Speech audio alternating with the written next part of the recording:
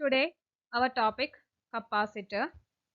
A capacitor is a device to store electrical charge and electrical energy. അപ്പോൾ electrical energy store ചെയ്യാനുള്ള ഒരു device ആണ് capacitor. A capacitor is a system of two conductors separated by an insulator. ഇപ്പോൾ ഒരു കപ്പാസിറ്ററിനകത്ത് രണ്ട് conducting materials, അതിനിടയിൽ ഒരു ഡൈഇലക്ട്രിക് മീഡിയം, ഒരു ഇൻസുലേറ്റിംഗ് മീഡിയം ഉണ്ടായിരിക്കും. അപ്പോൾ ആ രണ്ട് കണ്ടക്ടേഴ്സ് തമ്മിൽ കോണ്ടാക്ട് വരാത്ത വിധത്തിൽ അതിനെ സെപ്പറേറ്റ് ചെയ്തിട്ട് ഒരു ഡൈഇലക്ട്രിക് മീഡിയം ഉണ്ടായിരിക്കും. So that is a capacitor. നിങ്ങൾ ഡിഫറെൻറ്റ് ടൈപ്സ് ഓഫ് കപ്പാസിറ്റേഴ്സ് കണ്ടിട്ടുണ്ടായിരിക്കും. ഇലക്ട്രോണിക് ഡിവൈസസിലും ചില ഇലക്ട്രിക്കൽ ഡിവൈസസിലും എല്ലാം കപ്പാസിറ്റേഴ്സ് ഉണ്ട്. അപ്പോൾ ഇതെല്ലാം പല തരത്തിലുള്ള കപ്പാസിറ്റേഴ്സ് ആണ്. നമുക്ക് ഈ ചാപ്റ്ററിൽ നമ്മുടെ സിലബസിൽ വരുന്നത് പാരലൽ പ്ലേറ്റ് കപ്പാസിറ്റർ ആണ്. അപ്പോൾ കപ്പാസിറ്റർ മെയിനായിട്ടും ആവശ്യമായിട്ട് വരുന്നത്, അപ്പോൾ ഇതൊരു ഇലക്ട്രിക് ഫാൻ ആണ്. ആ ഫാനിനകത്ത് യൂസ് ചെയ്യുന്ന ഒരു കപ്പാസിറ്റർ ആണിത്. അപ്പോൾ ഇവിടെ കപ്പാസിറ്ററിന്റെ യൂസ് എന്ന് പറയുന്നത്, ഇലക്ട്രിക് ഫാൻ റെസ്റ്റിൽ നിന്നും ഒരു സ്റ്റേഷനറി സ്റ്റേറ്റിൽ നിന്നും ഒരു മൂവിങ് സ്റ്റേറ്റിലേക്ക് വരുമ്പോൾ അതിന് ലാർജ് എമൗണ്ട് ഓഫ് എനർജി ആവശ്യമായിട്ടുണ്ട്. നമുക്കറിയാം, ഏതൊരു വസ്തുവും സ്ഥിരമായിരിക്കുന്ന ഒരു വസ്തുവിനെ ഒരു മൂവ്മെന്റ് കൊണ്ടുവരാനായിട്ട് നമുക്ക് സ്റ്റാർട്ടിങ്ങിൽ ഒരു ഹൈ എമൗണ്ട് ഓഫ് എനർജി ആവശ്യമായിട്ട് വരും. അതുപോലെ തന്നെ ഒരു ഇലക്ട്രിക് ഫാനിനെയും സ്റ്റാറ്റിക് സ്റ്റേറ്റിൽ നിന്ന് ഒരു മൂവിങ് സ്റ്റേറ്റിലേക്ക് കൊണ്ടുവരാൻ ഒരു large amount of electric energy ആവശ്യമായിട്ടുണ്ട്. അപ്പോൾ ഒരു കപ്പാസിറ്ററിനകത്ത് large amount of energy store ചെയ്ത് വെച്ചിട്ടുണ്ട്. ആ ഇലക്ട്രിക്കൽ എനർജി അതിന്റെ ഒരു സ്റ്റാർട്ടിങ് കിട്ടുവാൻ വേണ്ടിയിട്ട് അത് യൂസ് ചെയ്യാണ്. വൺസ് ആ ഫാൻ ഒന്ന് സ്റ്റാർട്ട് ചെയ്ത് കഴിഞ്ഞാൽ പിന്നീട് ആ കപ്പാസിറ്ററിലെ ആ ലാർജ് എമൗണ്ട് ഓഫ് എനർജി ആവശ്യമായിട്ട് വരുന്നില്ല. പിന്നീട് നമ്മൾ യൂസ് ചെയ്യുന്ന പവർ സപ്ലൈയിലെ വോൾട്ടേജ് വെച്ച് തന്നെ അത് വർക്ക് ചെയ്യുന്നതായിരിക്കും. അപ്പോൾ ഒരു initial starting electrical energy, high amount of energy കിട്ടാനാണ് ഈ കപ്പാസിറ്റേഴ്സ് ഇത്തരം ഇലക്ട്രിക്കൽ ഡിവൈസസിൽ യൂസ് ചെയ്യുന്നത്. അതുപോലെ തന്നെ ഇതൊരു എയർ കണ്ടീഷണർ ആണ്. അപ്പോൾ ഇതിലെയും ആ സ്റ്റാർട്ടിങ്ങിലെ ഒരു high amount of energy supply ചെയ്യുന്നത് ഇപ്രകാരം ഇവിടെ യൂസ് ചെയ്തിരിക്കുന്ന ഒരു കപ്പാസിറ്റേഴ്സ് ആണ് കിട്ടുന്നത്. ഇനി ഇലക്ട്രോണിക് ഡിവൈസസിലെല്ലാം ഇതുപോലെ കപ്പാസിറ്റേഴ്സ് കാണാം. ഒരു കമ്പ്യൂട്ടറിലെ മദർ ബോർഡിനകത്ത് കപ്പാസിറ്റേഴ്സ് അറേഞ്ച് ചെയ്തിരിക്കുന്നതാണ് ഈ കാണുന്നത്. അപ്പോൾ ഇലക്ട്രിക്കൽ ഡിവൈസസിലും അതുപോലെ എല്ലാ ഇലക്ട്രോണിക് ഡിവൈസസിനകത്തും കപ്പാസിറ്റേഴ്സ് യൂസ് ചെയ്യുന്നുണ്ട്. ആവശ്യമായിട്ടുള്ള ഇലക്ട്രിക്കൽ എനർജി സപ്ലൈ ചെയ്യുന്നതാണ് കപ്പാസിറ്റർ. ഇനി ഒരു കപ്പാസിറ്ററിന്റെ ഇൻസൈഡിൽ, ഇപ്പോൾ നമ്മൾ ഇവിടെ എടുത്തിരിക്കുന്ന ഒരു ഫിക്സഡ് വാല്യൂ ഉള്ള ഒരു കപ്പാസിറ്റർ, ആ കപ്പാസിറ്ററിന്റെ ഇൻസൈഡിൽ എങ്ങനെയാണെന്ന് നമുക്ക് നോക്കാം. അതിനുള്ളിൽ എങ്ങനെയാണ് ഈ പ്ലേറ്റ്സ് അറേഞ്ച് ചെയ്തിരിക്കുന്നത്. ഇപ്പോൾ ഇതിനകത്ത് നമ്മൾ നേരത്തെ കണ്ടു, രണ്ട് conductors separated by an insulator. അപ്പോൾ ഇവിടെ ഒരു സിലിണ്ടറിക്കൽ ഷേപ്പിൽ ചുരുട്ടി വെച്ചിരുന്ന രണ്ട് പ്ലേറ്റ്സ് ആണിത്. ഈ രണ്ട് പ്ലേറ്റ്സും ആ രണ്ട് പ്ലേറ്റ്സിന്റെ സർഫസിൽ ഒരു പേപ്പർ മെറ്റീരിയൽ, ഒരു ഇൻസുലേറ്റിംഗ് മെറ്റീരിയൽ അവിടെ ഒട്ടിച്ചു വെച്ചിട്ടുണ്ട്. അതാണ് ഇവിടെ മാറ്റിയിരിക്കുന്നത്. അപ്പോൾ ഈ രണ്ട് പ്ലേറ്റ്സ് തമ്മിൽ കോണ്ടാക്ട് വരാതിരിക്കാൻ വേണ്ടിയിട്ട് ആ രണ്ട് പ്ലേറ്റ്സിനും ഇൻ ബിറ്റ്വീൻ ഒരു ഇൻസുലേറ്റിംഗ് ആയിട്ടുള്ള ഒരു പേപ്പർ അവിടെ ഒട്ടിച്ചു വെച്ചിട്ടുണ്ടായിരുന്നു. അങ്ങനെയാണ് ഈ രണ്ട് പ്ലേറ്റ്സിൽ സ്റ്റോർ ചെയ്തിരിക്കുന്ന ചാർജ് നഷ്ടപ്പെട്ടു പോവാതിരിക്കാൻ വേണ്ടിയിട്ട്, അതായത് കപ്പാസിറ്റർ ഡിസ്ചാർജ് ചെയ്ത് പോവാതിരിക്കാൻ വേണ്ടിയിട്ട് അതിനിടയിൽ ആ ഇൻസുലേറ്റിംഗ് മീഡിയമാണ് ഉണ്ടായിരുന്നത്. അപ്പോൾ ഒരു കപ്പാസിറ്റർ എന്ന് പറഞ്ഞാൽ ഇതാണ്. ഒരു പാരലൽ പ്ലേറ്റ് കപ്പാസിറ്റർ എന്ന് പറയുമ്പോൾ അതിൽ രണ്ട് പാരലൽ ആയിട്ടുള്ള കണ്ടക്ടിങ് പ്ലേറ്റ്സ് ആണ്. ആ രണ്ട് കണ്ടക്ടിങ് പ്ലേറ്റ്സിന് ഇടയ്ക്ക് ഒരു ഇൻസുലേറ്റിംഗ് മീഡിയം, ഒരു ഗ്യാപ്പ്, ആ ഗ്യാപ്പിൽ ഒരു ഇൻസുലേറ്റിംഗ് മീഡിയം ഉണ്ടായിരിക്കും. ആ ഇൻസുലേറ്റിംഗ് മീഡിയം ആണ് നേരത്തെ അവിടെ ഒട്ടിച്ചു വെച്ചിരുന്ന ആ ഒരു പേപ്പർ പീസസ്. ഇനി കപ്പാസിറ്ററിന്റെ സിമ്പിൾ നമുക്ക് നോക്കാം. സിമ്പിൾ ഓഫ് എ കപ്പാസിറ്റർ, ഒരു ഫിക്സഡ് കപ്പാസിറ്റർ ആണെങ്കിൽ ആ കപ്പാസിറ്റർ ഇവിടെ ഒരു ഫിക്സഡ് കപ്പാസിറ്റർ ആണ്. അപ്പോൾ ഇതിനുള്ളിൽ നമ്മൾ നേരത്തെ കണ്ടു രണ്ട് പ്ലേറ്റ്സ് ആണ് എന്ന് പറഞ്ഞു. അപ്പോൾ അതിന്റെ സിമ്പിൾ നമ്മൾ ഇപ്രകാരമാണ് വരയ്ക്കുക. ഈ രണ്ട് പാരലൽ പ്ലേറ്റ്സിനെ റെപ്രസെന്റ് ചെയ്യാനായിട്ട് രണ്ട് പാരലൽ ലൈൻസ് കാണിച്ചിരിക്കുന്നു. ഇനി കപ്പാസിറ്ററിലെ കണക്ഷൻ കൊടുക്കാനുള്ള പോസിറ്റീവ് ആൻഡ് നെഗറ്റീവ് ടെർമിനൽസ്, രണ്ട് ടെർമിനൽസ് ആണ് ഇവിടെ കാണിച്ചിരിക്കുന്നത്. അപ്പോൾ ആ കണക്ഷൻ കൊടുക്കുന്ന രണ്ട് ടെർമിനൽസ് ആണ് ഇപ്പുറത്ത് വരച്ചിരിക്കുന്നത്. So this is the symbol of a fixed capacitor. ഇനി നമുക്ക് പലപ്പോഴും വാരിയബിൾ വാല്യൂ ഉള്ള കപ്പാസിറ്റേഴ്സ് യൂസ് ചെയ്യേണ്ടതായിട്ട് വരും. അപ്പോൾ നെക്സ്റ്റ് നമുക്ക് ഒരു വാരിയബിൾ കപ്പാസിറ്റർ നോക്കാം. ഇതാണ് ഒരു വാരിയബിൾ കപ്പാസിറ്റർ. ഈ വാരിയബിൾ കപ്പാസിറ്ററിലെ ഈ ഒരു ഷാഫ്റ്റ് തിരിച്ചാൽ ഇത് നമ്മൾ തിരിക്കുന്നതിനനുസരിച്ച് കപ്പാസിറ്റൻസിന്റെ വാല്യൂ ചേഞ്ച് ചെയ്യും. അപ്പോൾ ഇവിടെ രണ്ട് സെറ്റ് പ്ലേറ്റ്സിൽ ഒരു പ്ലേറ്റ്സ് ഫിക്സഡ് പ്ലേറ്റ്സ് ആണ്, ഈ ഒരു സെറ്റ് മൂവിങ് പ്ലേറ്റ്സ് ആണ്. അപ്പോൾ ഇവിടെ നമ്മൾ ഈ ഷാഫ്റ്റ് തിരിക്കുന്നതിനനുസരിച്ച് ഈ കപ്പാസിറ്ററിന്റെ ഏരിയ ചേഞ്ച് ചെയ്യുകയാണ്. നമ്മൾ പിന്നീട് പാരലൽ പ്ലേറ്റ് കപ്പാസിറ്ററിന്റെ കപ്പാസിറ്റൻസിന്റെ ഇക്വേഷൻ പഠിക്കും. അപ്പോൾ അവിടെ കപ്പാസിറ്റൻസ് ഈ പ്ലേറ്റ്സിൻ്റെ നമ്മൾ യൂസ് ചെയ്യുന്ന മെറ്റൽ പ്ലേറ്റ്സിൻ്റെ ഏരിയയെ ഡിപ്പെൻഡ് ചെയ്യുന്നുണ്ട്. അപ്പോൾ ഇത് നമ്മൾ ടേൺ ചെയ്യുമ്പോൾ ആ മൂവിങ് പ്ലേറ്റ്സ് മൂവ് ചെയ്യുകയും അതിൻ്റെ ഏരിയ ചേഞ്ച് ചെയ്യുകയും ചെയ്യുന്നത് കൊണ്ട് കപ്പാസിറ്റൻസിൻ്റെ വാല്യൂവിലും ചേഞ്ച് ഉണ്ടാകുന്നു. അപ്പോൾ സാധാരണ നമ്മൾ ട്യൂൺ ചെയ്യുന്ന സമയത്ത് ഒരു നോബ് തിരിച്ച് ട്യൂൺ ചെയ്യാറുണ്ട്. അപ്പോൾ ആ ട്യൂൺ ചെയ്യുന്ന സമയത്ത് അവിടെ ആക്ച്വലി ചെയ്യുന്നത് ഈ ഒരു ഷാഫ്റ്റ് തിരിക്കുന്നു, അതിനനുസരിച്ച് കപ്പാസിറ്റൻസിൻ്റെ വാല്യൂ ചേഞ്ച് ചെയ്യുകയാണ്. ഇപ്പോൾ റേഡിയോ ട്യൂണിങ്ങിലൊക്കെ ആണെങ്കിൽ നമുക്ക് ആവശ്യമുള്ള സ്റ്റേഷൻ സെലക്ട് ചെയ്യാനായിട്ട് ട്യൂണിങ് എന്ന് പറയും. അപ്പോൾ അവിടെ കപ്പാസിറ്റൻസ് വാരി ചെയ്തിട്ടാണ് നമുക്ക് ആവശ്യമുള്ള അത് പ്രോഗ്രാം നമ്മൾ റിസീവ് ചെയ്യുന്നത്. അത് പിന്നീട് നിങ്ങൾ LCR സർക്യൂട്ടൊക്കെ പഠിക്കുന്ന സമയത്ത് കൂടുതൽ ഡീറ്റെയിൽഡ് ആയിട്ട് പഠിക്കാനുള്ളതാണ്. അപ്പോൾ ഇതാണ് ഒരു വാരിയബിൾ കപ്പാസിറ്റർ. വാരിയബിൾ കപ്പാസിറ്ററിൻ്റെ സിമ്പൽ ഇപ്രകാരമാണ്. അപ്പോൾ ആ രണ്ട് പാരലൽ പ്ലേറ്റ്സിനിടയ്ക്ക് വാരിയേഷൻ കാണിക്കുന്നതിന് വേണ്ടി ഒരു ആരോ മാർക്കും കൂടി യൂസ് ചെയ്യുന്നു. So this is A variable capacitor. ഒരു കപ്പാസിറ്ററിനകത്ത് ചാർജ് സ്റ്റോർ ചെയ്യുന്നത് എങ്ങനെയാണെന്ന് നോക്കാം. നേരത്തെ കണ്ട കപ്പാസിറ്ററിലെ രണ്ട് പാരലൽ ആയിട്ടുള്ള ആ കണ്ടക്ടിങ് പ്ലേറ്റ്സ് ആണിത്. ആ പ്ലേറ്റ്സിന് അക്രോസ് ഒരു ബാറ്ററി കണക്ട് ചെയ്തിരിക്കുകയാണ്. അപ്പോൾ ബാറ്ററിയുടെ പോസിറ്റീവ് ടെർമിനൽ ഇതും ബാറ്ററിയുടെ നെഗറ്റീവ് ടെർമിനൽ ഇതുമാണ്.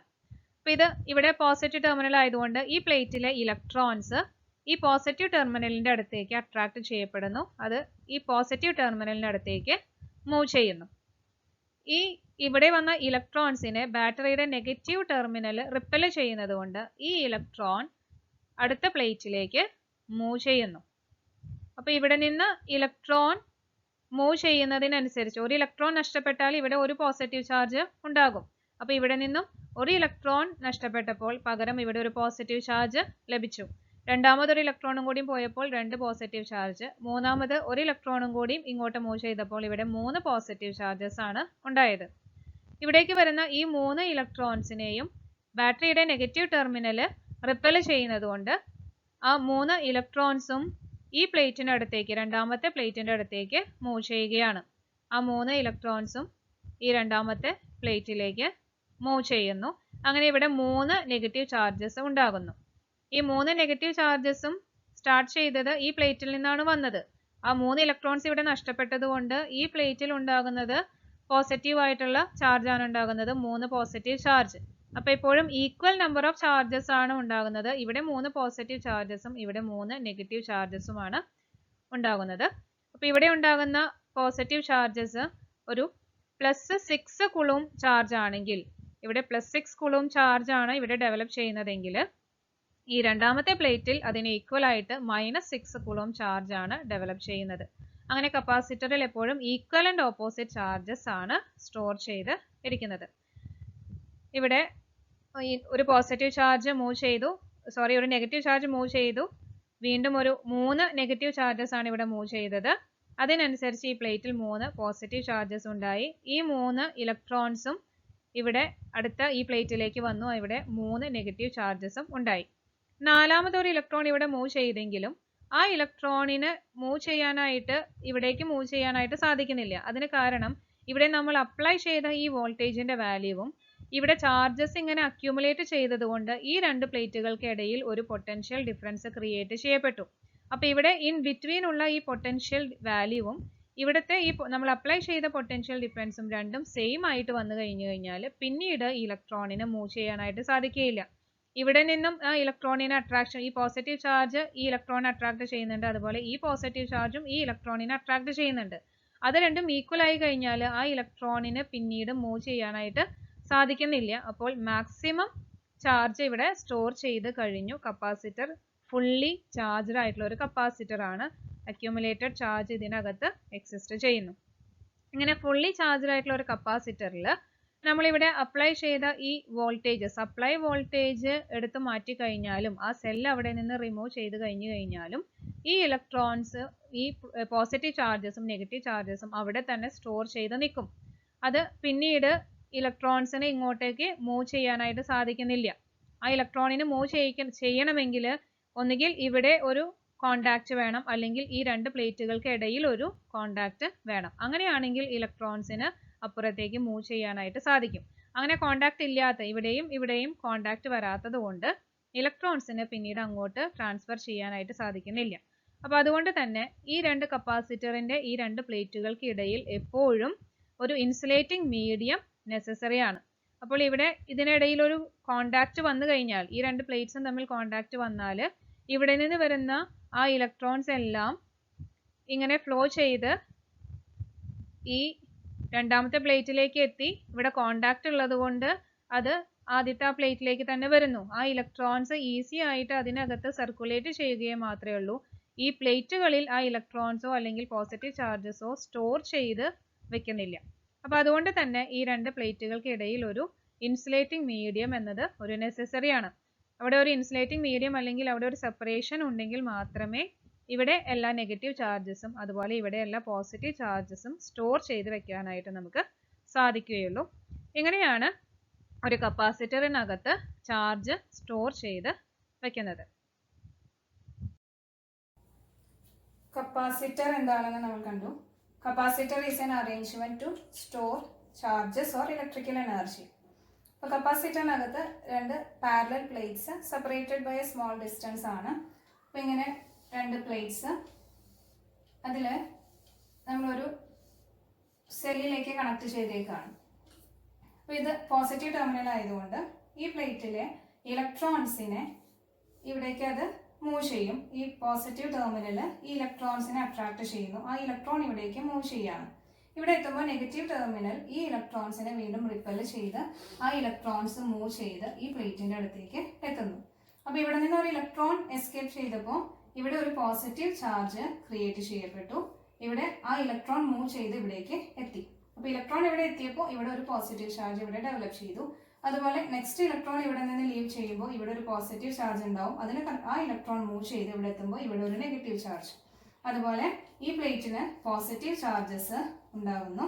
അതുപോലെ ഇവിടെ നെഗറ്റീവ് ചാർജസും ഡെവലപ്പ് ചെയ്യുന്നു.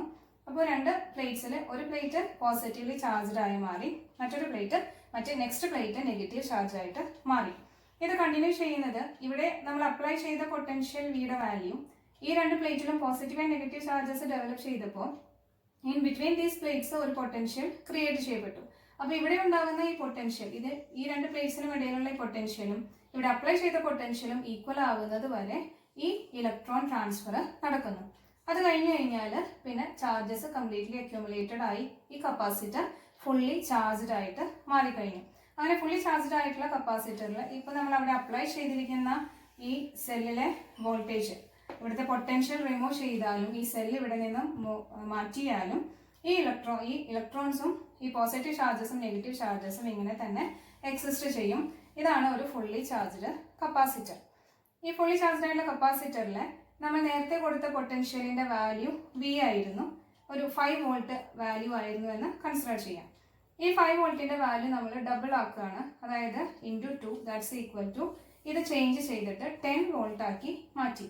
അപ്പോൾ പൊട്ടൻഷ്യൽ നമ്മൾ ഇൻക്രീസ് ചെയ്തു. ആ പൊട്ടൻഷ്യൽ ഇൻക്രീസ് ചെയ്യുമ്പോൾ ഇവിടെ ഉണ്ടാകുന്ന ചാർജ് കാരിയേഴ്സിന്റെ എണ്ണവും ഇൻക്രീസ് ചെയ്യും, ഡബിൾ ആയിട്ട് മാറും. അപ്പോൾ ഇവിടെ ഫസ്റ്റ് ഇവിടെ -6 കുളും ആൻഡ് +6 കുളും ചാർജ് ആണ് ഡെവലപ്പ് ചെയ്തതെങ്കിൽ നമ്മളിവിടെ പൊട്ടൻഷ്യലിന്റെ വാല്യൂ ഡബിൾ ആക്കിയപ്പോൾ ഈ ചാർജ് അക്യുമുലേറ്റ് ചെയ്തതും ഡബിൾ ആയിട്ട് മാറുന്നു. അതായത് -6 കുളും × 2 ദാറ്റ്സ് ഈക്വൽ ടു ഇത് -12 കുളുമായി. അതുപോലെ ഇവിടെയും +12 കുളും ചാർജ് ഡെവലപ്പ് ചെയ്തു. അപ്പോൾ when potential V increases, Vയുടെ വാല്യൂ ഇൻക്രീസ് ചെയ്യുമ്പോൾ when V increases, the charge stored in the capacitor also increases. When V increases, Q also increases. Then we can write Q is directly proportional to V. അതായത് ഒരു കപ്പാസിറ്ററിൽ store ചെയ്ത് വെച്ചിരിക്കുന്ന charge നമ്മൾ apply ചെയ്ത പൊട്ടൻഷ്യലിന്റെ വാല്യൂവിന് directly proportional ആണ്. വിയുടെ value കൂടുമ്പോൾ ക്യൂവിന്റെ വാല്യൂ കൂടുന്നു. അപ്പോൾ നമുക്ക് പറയാം V proportional to Q. V proportional to Q ആണെങ്കിൽ we can also write Q proportional to V. അപ്പോൾ charge stored in a capacitor is directly proportional to potential ആണ്. ഇനി നമുക്ക് ഈ പ്രൊപ്പോർഷണാലിറ്റി മാറ്റി അതിനെ ഇക്വേറ്റ് ചെയ്ത് എഴുതുമ്പോൾ ഒരു കോൺസ്റ്റന്റ് ഓഫ് പ്രൊപ്പോർഷണാലിറ്റി വേണം. That is Q is equal to proportionality മാറ്റുകയാണ് ഇക്വേറ്റ് ചെയ്തപ്പോൾ ഇവിടുത്തെ കോൺസ്റ്റന്റ് ഓഫ് പ്രൊപ്പോർഷണാലിറ്റി ആണ് capital letter C, and this C is called capacitance. അപ്പോൾ C എന്നത് ഇവിടെ കപ്പാസിറ്റൻസ് ആണ്. ആ കപ്പാസിറ്റൻസിന്റെ ഇക്വേഷൻ നമുക്ക് ഇപ്രകാരം എഴുതാം: C is equal to Q by V. So this is the equation for capacitance of a capacitor, that is C is equal to Q by V. Q another charge stored in the capacitor ആണ്, V another potential ആണ്. Then capacitance is the ratio of charge to potential, that is C is equal to Q by V.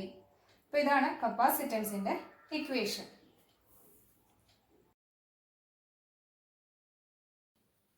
കപ്പാസിറ്റൻസിന്റെ equation നമ്മൾ കണ്ടു, C is equal to Q by V. ഇവിടെ പൊട്ടൻഷ്യലിന്റെ value V നമ്മൾ increase ചെയ്തിട്ട് twice ആക്കി, അതായത് 2V എന്നാക്കി. അങ്ങനെ ആകുമ്പോൾ അതിനനുസരിച്ച് ചാർജ് സ്റ്റോർ ചെയ്തതും 2 ടൈംസ് ആയിരിക്കും, ദാറ്റ് ഈസ് Q എന്നുള്ളത് ചേഞ്ച് ചെയ്തിട്ട് 2Q എന്നായി മാറി. അപ്പോൾ നമ്മൾ കപ്പാസിറ്റൻസ് കാണുമ്പോൾ C is equal to 2Q divided by 2V. ഈ 2 എന്നുള്ളത് ക്യാൻസൽ ചെയ്യും, then we get C is equal to Q by V itself.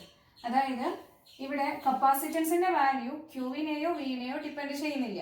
Q increase ചെയ്താൽ അതിനനുസരിച്ച് വിയുടെ വാല്യൂ, അല്ലെങ്കിൽ വി ഇൻക്രീസ് ചെയ്താൽ അതിനനുസരിച്ച് ക്യൂവിന്റെ വാല്യൂ ഇൻക്രീസ് ചെയ്യുന്നത് കൊണ്ട് ആ ഇൻക്രീസ് ക്യാൻസൽ ചെയ്തു പോകും. അതുകൊണ്ട് capacitance is independent of Q and V. പിന്നെ കപ്പാസിറ്റൻസ് ഡിപ്പെൻഡ് ചെയ്യുന്നത് ഈ രണ്ട് പ്ലേറ്റ്സ്, ഈ പാരലൽ പ്ലേറ്റ്സിന്റെ സൈസ്, ഷേപ്പ്, അതുപോലെ ഈ രണ്ട് പ്ലേറ്റ്സിനും ഇടയിലുള്ള ഡിസ്റ്റൻസ്, ഇതിനെ ഡിപ്പെൻഡ് ചെയ്തിട്ടാണ് കപ്പാസിറ്റൻസിന്റെ വാല്യൂ ചേഞ്ച് ആകുന്നത്. It does not depend on Q and V, it is independent of Q and V. ഇനി ഒരു കാര്യം കൂടി ശ്രദ്ധിക്കാനുള്ളത്, capacitance C is equal to Q by V ആണ്. അപ്പോൾ ഒരു ലാർജ് വാല്യൂ ഉള്ള ഒരു കപ്പാസിറ്റർ ആണെങ്കിൽ, ഒരു കപ്പാസിറ്ററിന്റെ കപ്പാസിറ്റൻസ് സിയുടെ വാല്യൂ വളരെ ഹൈ ആണെങ്കിൽ ആ കപ്പാസിറ്ററിന് വളരെ സ്മോൾ പൊട്ടൻഷ്യലിൽ, അതായത് വിയുടെ വാല്യൂ വളരെ സ്മോൾ ആയിരിക്കുമ്പോൾ വളരെ സ്മോൾ പൊട്ടൻഷ്യലിൽ തന്നെ വളരെ ലാർജ് ചാർജ് സ്റ്റോർ ചെയ്യാനായിട്ട് പറ്റും. അപ്പോൾ ചെറിയൊരു പൊട്ടൻഷ്യലിൽ തന്നെ വളരെ ലാർജ് എമൗണ്ട് ഓഫ് ക്യൂ, അതായത് വിയുടെ വാല്യൂ വളരെ സ്മോൾ ആക്കി വെക്കുക, വെൻ വി വെരി സ്മോൾ ആക്കി വെക്കുക. ആ സമയത്തും വളരെ ലാർജ് വാല്യൂ ക്യൂവിന്റെ വാല്യൂ വളരെ ലാർജ് ആണെങ്കിൽ നമുക്കറിയാം ഇവിടെ വി ഡിനോമിനേറ്ററിലാണ്, വിയുടെ വാല്യൂ കുറയുന്നതിനനുസരിച്ച് ഇവിടെ വി കുറവാണ്, ക്യൂവിന്റെ വാല്യൂ വളരെ ലാർജുമാണെങ്കിൽ കപ്പാസിറ്റൻസ് സിയുടെ വാല്യൂ വളരെ ലാർജ് ആയിരിക്കും. അപ്പോൾ ഒരു ലാർജ് കപ്പാസിറ്ററിന് വളരെ സ്മോൾ പൊട്ടൻഷ്യൽ തന്നെ, വി വളരെ സ്മോൾ പൊട്ടൻഷ്യലിൽ ഒരു large amount of charge store ചെയ്യാനായിട്ട് പറ്റും. അങ്ങനെയുള്ളതാണ് വളരെ ഹൈ കപ്പാസിറ്റൻസ് ഉള്ള കപ്പാസിറ്ററുകൾ. അപ്പോൾ ഇവിടെ എപ്പോഴും വിയുടെ വാല്യൂ എപ്പോഴും സ്മോൾ ആയിരിക്കുക തന്നെ വേണം. ഒരു കപ്പാസിറ്ററിന്റെ കേസിൽ ആ പൊട്ടൻഷ്യലിന്റെ വാല്യൂ എപ്പോഴും ചെറുതായിരിക്കണം. കാരണം പൊട്ടൻഷ്യലിന്റെ വാല്യൂ, വിയുടെ വാല്യൂ വളരെ ലാർജ് ആയാൽ, വെൻ വി ഈസ് ലാർജ്, വിയുടെ വാല്യൂ ലാർജ് ആയി കഴിഞ്ഞാൽ നമുക്കറിയാം പൊട്ടൻഷ്യലിനെയും ഇലക്ട്രിക് ഫീൽഡിനെയും കണക്ട് ചെയ്യുന്ന ഒരു ഇക്വേഷൻ ഉണ്ട്, V is equal to E into D. E എന്ന് പറയുന്നത് ഇലക്ട്രിക് ഫീൽഡ് ആണ്, ഈ രണ്ട് പ്ലേറ്റ്സിനും ഇടയിലുള്ള ഇലക്ട്രിക് ഫീൽഡ്. ഡി എന്നത് ഈ രണ്ട് പ്ലേറ്റ്സിനും ഇടയിലുള്ള ഡിസ്റ്റൻസ് ആണ്. അപ്പോൾ V is equal to E into D ആണ്. അപ്പോൾ വിയുടെ വാല്യൂ വളരെ ലാർജ് ആണെങ്കിൽ, വെൻ വിയുടെ വാല്യൂ ലാർജ് ആണെങ്കിൽ ഇവിടെ ഇയുടെ വാല്യൂ വളരെ ലാർജ് ആയിരിക്കും. അതായത് ഈ രണ്ട് പ്ലേറ്റിനും ഇടയിലുള്ള ഇലക്ട്രിക് ഫീൽഡ് വളരെ ഹൈ ആവും. അങ്ങനെ ഇലക്ട്രിക് ഫീൽഡ് വളരെ ഹൈ ആവുമ്പോൾ ഈ രണ്ട് പ്ലേറ്റിനും ഇടയിൽ നമ്മളൊരു ഇൻസുലേറ്റിംഗ് മീഡിയം പ്ലേസ് ചെയ്തിട്ടുണ്ട്. ആ ഇൻസുലേറ്റിംഗ് മീഡിയം ഉള്ളത് കൊണ്ടാണ് ഈ പോസിറ്റീവ് ചാർജസും നെഗറ്റീവ് ചാർജസും ന്യൂട്രലൈസ് ചെയ്യാതെ ഇങ്ങനെ തന്നെ സ്റ്റോർ ചെയ്ത് കപ്പാസിറ്ററിനകത്ത് ചാർജ് സ്റ്റോർ ചെയ്ത് നിൽക്കുന്നത്. ഇനി ഈയുടെ വാല്യൂ, ഇലക്ട്രിക് ഫീൽഡ് ഈ ഇതിന്റെ സ്പേസിലുള്ള ആ ഡൈഇലക്ട്രിക് മീഡിയം അല്ലെങ്കിൽ ഇൻസുലേറ്റിംഗ് മീഡിയത്തിന്റെ ഇലക്ട്രിക് ഫീൽഡ് വളരെ ഹൈ ആവുമ്പോൾ ആ ഡൈഇലക്ട്രിക് മീഡിയം അയോണൈസ്ഡ് ആവും. അതിൽ പോസിറ്റീവ് ആൻഡ് നെഗറ്റീവ് അയോൺസ് ഉണ്ടാവും. അതിനനുസരിച്ച് ഈ positive and negative ions neutralise ചെയ്ത് പോയി കപ്പാസിറ്ററിനകത്തുള്ള ചാർജസ് എല്ലാം ഡിസ്ചാർജ് ചെയ്ത് നഷ്ടപ്പെടും. അപ്പോൾ അതുകൊണ്ട് ഒരിക്കലും ഇവിടുത്തെ ഇലക്ട്രിക് ഫീൽഡ് വളരെ ഹൈ ആവാനായിട്ട് പാടില്ല. ഒരു വളരെ ഹൈ കപ്പാസിറ്റൻസിൽ, വളരെ ലാർജ് വാല്യൂ ഉള്ള കപ്പാസിറ്റൻസിൽ എപ്പോഴും വിയുടെ വാല്യൂ വളരെ സ്മോൾ ആയിരിക്കും. വളരെ സ്മോൾ പൊട്ടൻഷ്യൽ വളരെ ലാർജ് എമൗണ്ട് ഓഫ് ചാർജ് അവിടെ സ്റ്റോർ ചെയ്യും. ഇനി നെക്സ്റ്റ് നമുക്ക് കപ്പാസിറ്റൻസിന്റെ യൂണിറ്റ് എന്താണെന്ന് നോക്കാം. കപ്പാസിറ്റൻസിന്റെ unit C is equal to Q by V ആണ്. അപ്പോൾ നമുക്ക് ഇനി SI യൂണിറ്റ് എഴുതുമ്പോൾ യൂണിറ്റ് ചാർജിന്റെ യൂണിറ്റ് കുളൂംബാണ്, COULOMB കുളൂം. ആൻഡ് പൊട്ടൻഷ്യലിന്റെ യൂണിറ്റ് വോൾട്ട് ആണ്.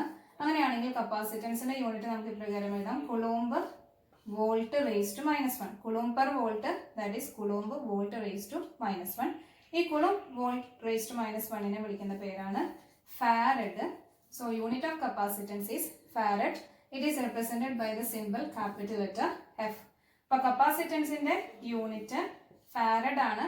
1 ഫാരഡ് എന്ന് പറയുന്നത് കുളൂം വോൾട്ട് റേസ് ടു -1 ആണ്. ഈ ഫാരഡ് എന്നത് താരതമ്യേന വലിയൊരു യൂണിറ്റ് ആയതുകൊണ്ട് നമ്മൾ സ്മോളർ യൂണിറ്റ്സ് പലപ്പോഴും യൂസ് ചെയ്യും. We use milli farad that is 10⁻³ farad ആണ് 1 milli farad. Then 1 microfarad is equal to 10⁻⁻6 farad.